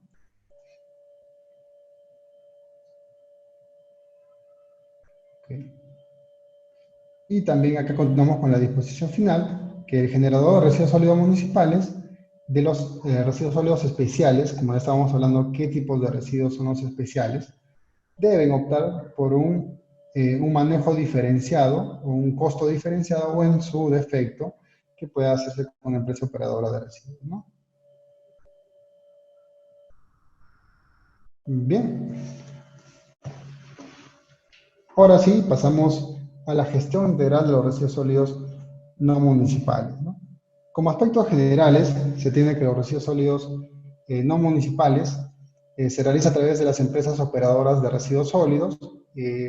Toda la cadena de gestión y manejo de residuos sólidos se debe realizar con las empresas operadoras de residuos, a diferencia de los residuos sólidos similares a los municipales, ¿no? ¿Cuáles son esos residuos sólidos similares a los municipales? Son aquellos que cumplen las características de los municipales, ¿no? Por ejemplo, sean aprovechables, sean no aprovechables o sean orgánicos. O incluso también residuos puede ser de característica peligrosa, pero que sean similares a los municipales. Pequeñas baterías de uso de equipos de computación o cosas pequeñas nada más, ¿no? También las obligaciones de los generadores de residuos sólidos no municipales está primero en conducir el registro interno sobre la generación y manejo de los residuos sólidos, ¿no? En el registro de generación. Cuando la autoridad de supervisión va al generador, siempre le solicita que tenga su registro interno, en el cual puedan establecer la cantidad de residuos sólidos, la fecha que se generan, cuál es su disposición final, cuáles son sus características, es peligroso o no peligroso, y quién es el responsable de realizar ese manejo, ¿no? También tiene como obligación contratar a una empresa operadora de residuos sólidos para el manejo de residuos sólidos fuera de las instalaciones industriales o productivas o área de concesión. Como podemos ver en la imagen derecha, ahí esta empresa tiene su almacenamiento de residuos sólidos y contrata pues a una empresa operadora de residuos sólidos para que pueda realizar el movimiento de sus residuos fuera de la instalación, ¿no? También la empresa está obligada a adoptar medidas para la restauración y la rehabilitación y o reparación o compensación ambiental que se den por aquellos daños ambientales que se puedan ocasionar. ¿Ok? Y también establecer e implementar las estrategias de acciones conducentes a valorizar los residuos sólidos como primera estrategia. También anualmente los generadores están en la obligación de presentar su declaración anual sobre la minimización y gestión de residuos sólidos no municipales, ¿no? O también que se conoce como la declaración anual de residuos sólidos, que actualmente se está implementando el sistema SIGERSOL, que es un sistema en línea para que todos los administrados puedan digitalizar ya de manera virtual esta ficha y presentarlo, ¿no? También deben presentar el manifiesto de manejo de residuos sólidos por cada salida que tenga de la unidad un residuo peligroso. Tiene que realizar su manifiesto de residuos peligrosos, ¿no? Y también incluir el plan de minimización y manejo de estos residuos, ¿no?, dentro del instrumento de gestión. Ahora bien, relacionado al almacenamiento de los residuos sólidos, en este caso, por ser de características no municipal, lo que predomina en ello es asegurar que el contenedor sea seguro, es decir, que evite fugas, que evite derrames, ¿no?, y que mantenga la higiene y el orden dentro de la unidad. Es por eso que las actividades económicas generalmente utilizan cilindros metálicos, ¿no? Entonces, estos cilindros metálicos, si bien es cierto, no son tan fáciles de manipular manualmente, pero sí aseguran que los residuos que los contengan un menor riesgo de que puedan salir, ¿no? Y para el almacenamiento se establecen 3 niveles. El almacenamiento inicial o primario es aquel almacenamiento que está directamente de la fuente de generación. Por ejemplo, yo tengo mi sistema de mantenimiento de vehículos y utilizo trapos contaminados o wipers contaminados con hidrocarburo, tengo mi contenedor inmediatamente y lo arrojo, ¿no? El almacenamiento intermedio, por su diferencia, es que acopla actividades similares en un área de extensión. Por ejemplo, yo tengo mi mantenimiento de vehículos menores, más allá tengo mi mantenimiento de vehículos mayores, más allá tengo mi mantenimiento de herramientas y equipos. Entonces, de todas estas áreas, yo puedo consignar unos almacenamientos intermedios que estén distribuidos en diferentes zonas estratégicamente ubicados, ¿no? Ya eso es un almacenamiento intermedio. Ya el almacenamiento central es aquel que se ubica previo a su entrega a la empresa operadora, ¿no?, y que generalmente son mucho más grandes para almacenar volúmenes de todos estos almacenamientos intermedios e iniciales, ¿no? Bien, con la gestión y el manejo de los residuos sólidos peligrosos sí hay que tener también bastante hincapié en este sentido. Y ya la ley nos establece, y el reglamento nos establece cuáles son esas condiciones que debe tener un almacenamiento de residuos sólidos peligrosos, ¿no?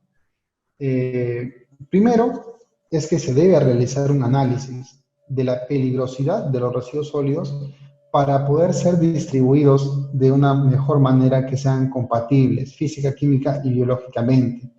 Para ello ya se cuentan con matrices de distribución en el que se consigna la peligrosidad de los residuos sólidos y los riesgos ambientales que pueden asociarse, ¿no?, y aquellas contraindicaciones al momento de poder juntar esos residuos, y es por eso que se puede distribuir tal residuo para acá, tal residuo más alejado, para evitar un riesgo de que se pueda entrar en contacto, ¿no?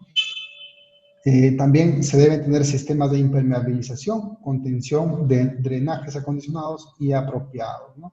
Por ejemplo, si yo voy a almacenar lubricantes o aceites usados, tengo que tener un sistema de contención que me garantice por lo menos superar la capacidad del líquido que está almacenado, como una medida de prevención, que en caso haya flujos o derrames, pueda salir de mi área de almacenamiento de residuos sólidos, ¿no? También se deben contar con pasillos o áreas de tránsito que permitan el paso de maquinarias y equipos. Y también el desplazamiento libre y seguro del personal. Por ejemplo, en la imagen inferior, los pasadizos están debidamente señalados, indicados, para que no se puedan contravenir o frente a un derrame puedan estar expuestos, ¿no? Así también los residuos sólidos peligrosos, aquellos que puedan generar gases volátiles, se tendrán en cuenta en las características del almacén que puedan establecerse en el instrumento de gestión ambiental. Por ser este caso de gases volátiles que necesita un análisis mucho más detallado, en el instrumento es que se deben establecer cuáles van a ser estas características del almacén, ¿ok? Y también se debe contar con señalización en lugares visibles, en el cual se identifiquen las señales prohibitivas, las señales de advertencia y las señales de obligatoriedad, ¿no? En el caso de utilizar máscara, utilizar casco, utilizar lentes de seguridad, las prohibitivas de prohibir el ingreso a ciertas personas que no están autorizadas y no están capacitadas para poder manipular residuos sólidos peligrosos. Y finalmente, poder contar con un sistema de alerta contra incendios y dispositivos de seguridad operativos y equipos, ¿no? En este caso, como pueden ver en la imagen superior derecha, cuentan con sus extintores para poder controlar o por lo menos reducir cualquier amago de incendio que se pueda dar en la zona, ¿no? Bien, también nos presentan al manifiesto de residuos peligrosos, que ya es un documento conocido dentro de la gestión, que es aquel documento que nos va a acreditar que frente a cualquier salida de nuestros residuos sólidos peligrosos, nosotros estamos cumpliendo con su manejo adecuado, ambientalmente adecuado, ¿no? Es por eso que a nosotros nos entregan el manifiesto de residuos peligrosos, y este manifiesto se suscriben todas las partes o todas las empresas que forman parte del sistema de recolección, transporte, valorización en su caso, tratamiento en su caso y disposición final del residuo sólido. Todos estos actores van a realizar su firma y su rúbrica dentro de este manifiesto de residuos peligrosos, ¿no?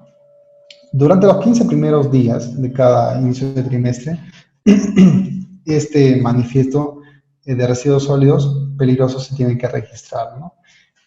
Actualmente es trimestral, antes era cada mes, pero actualmente es de manera trimestral, es decir que a un año yo tengo 4, si es que yo genero esos residuos peligrosos todos los años o todos los meses del año, tengo que juntar. Por ejemplo, si yo genero mis residuos peligrosos enero, febrero, marzo y abril, yo junto esos 4 meses que he generado, enero, febrero, marzo, abril, y ahí en mayo, los primeros 15 días, hago el manejo y la disposición final de estos residuos sólidos, ¿no?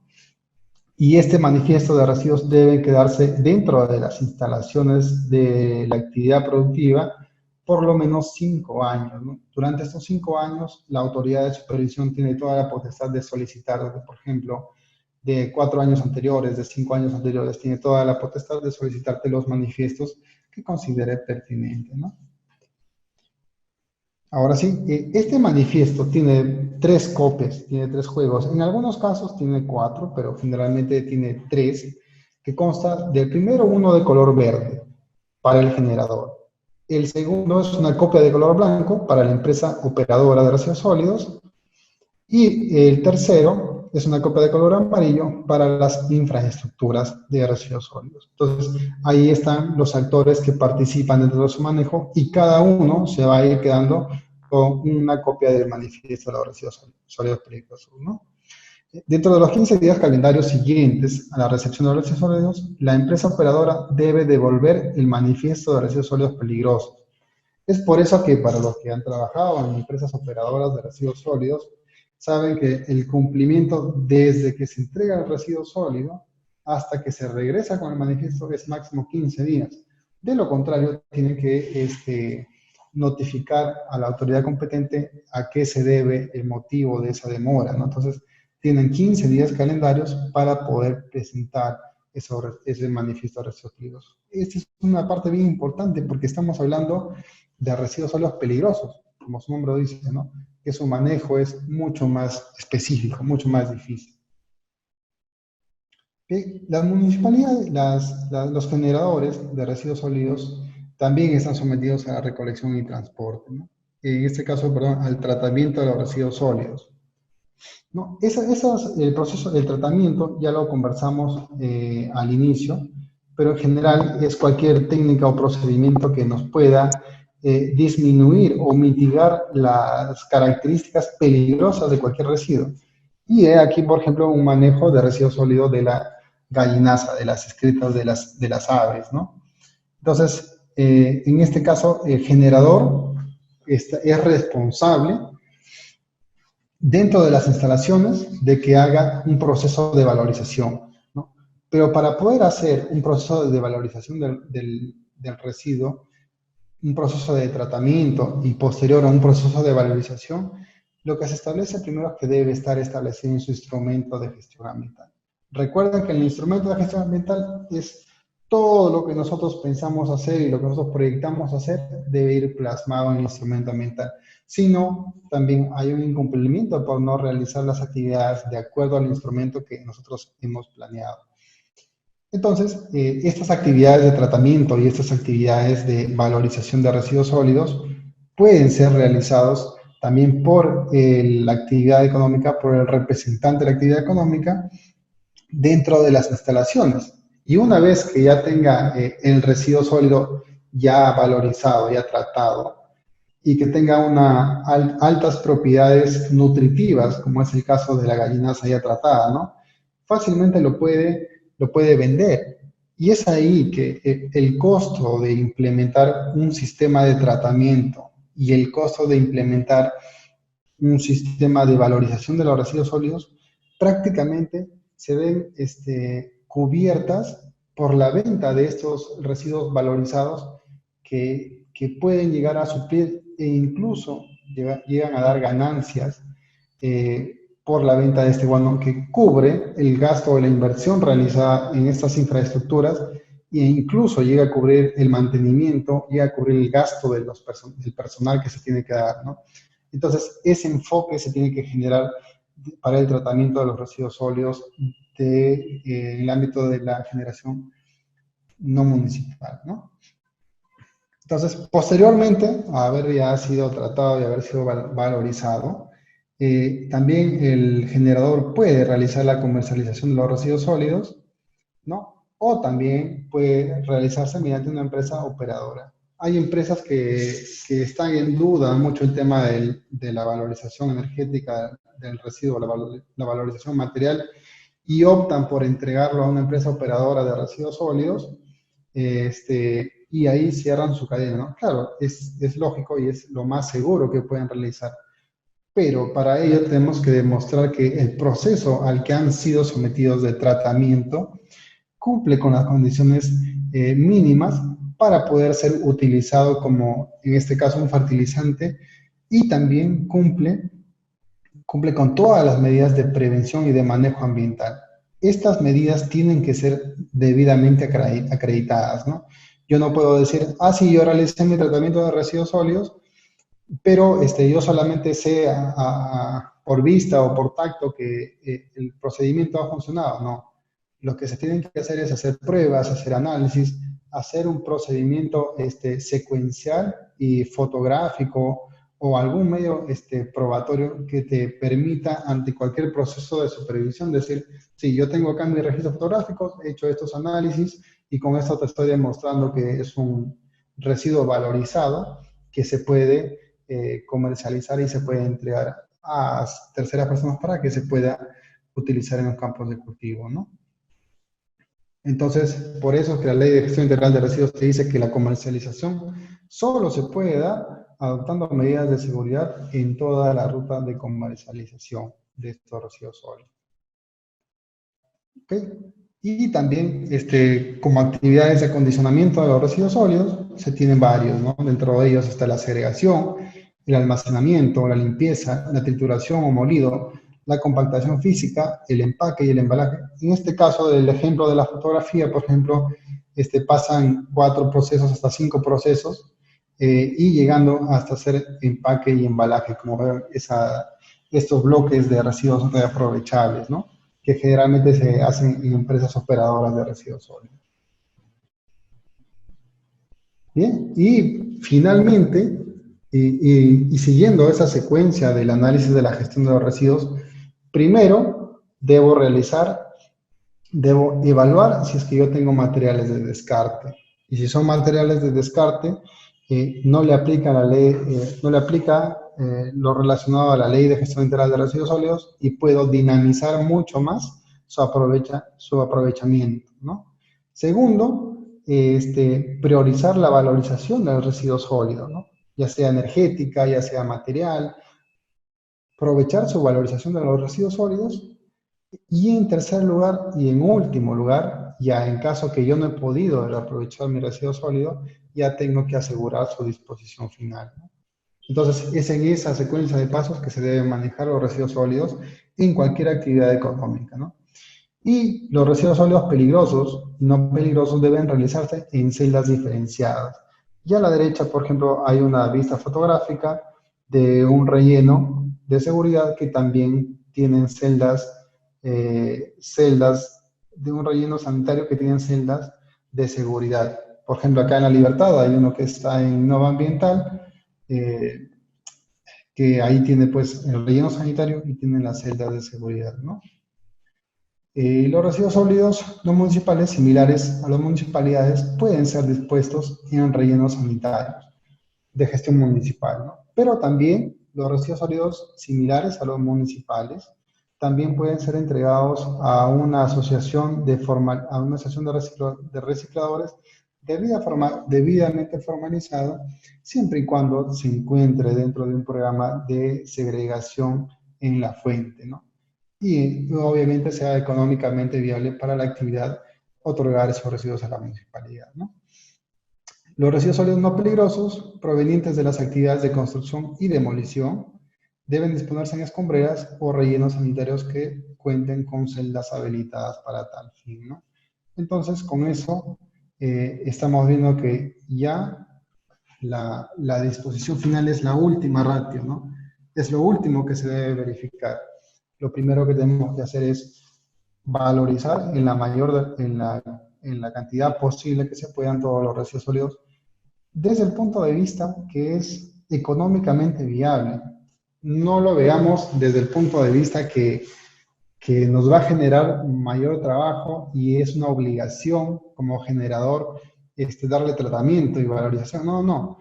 Hay que darle desde el punto de vista de que podemos obtener ingresos económicos, ¿no? Por ejemplo, hace poco estaba en una capacitación de Palma Aceitera que ellos habían implementado todo un sistema para recuperar aceite residual que estaba incluido dentro del sólido después de exprimir los racimos de fruto fresco de la palma, ¿no? Y ese sistema, por ejemplo, costaba 4 millones de soles y con la recuperación de la venta, de la recuperación del aceite de palma y la venta de los otros subproductos en calidad de abono, en 2 años ya se recuperaba la inversión, incluidos los gastos de mantenimiento, los gastos de personal y todo lo demás. Entonces, si yo tengo una capacidad de 2 años para poder recuperar mi inversión y de ahí en adelante todo va a ser ganancia, hay que verlo de esa manera, ¿no? Muy bien. Ya para finalizar, en el caso de las actividades económicas, que por la naturaleza de la ubicación de la actividad es difícil o es imposible poder entregar los residuos a una empresa operadora de residuos sólidos, ¿no? En ese caso, solo en ese caso, los generadores de residuos sólidos deberán contemplar en el plan de minimización y manejo las estrategias y el manejo que garantiza la adecuada gestión de dichos residuos, ¿no? Por ejemplo, un caso particular, como les comentaba, el caso de la extracción del aceite de la palma, que se encuentran en zonas boscosas que están bien alejadas de las actividades de los distritos o de poblaciones cercanas, ¿no?